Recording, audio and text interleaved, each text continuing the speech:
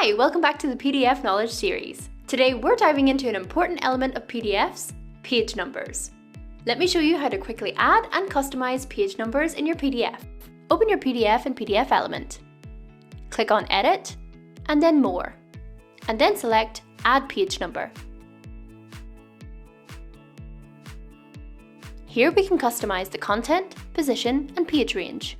In the content section, we can choose the page number style and customize font settings like font, size, and color.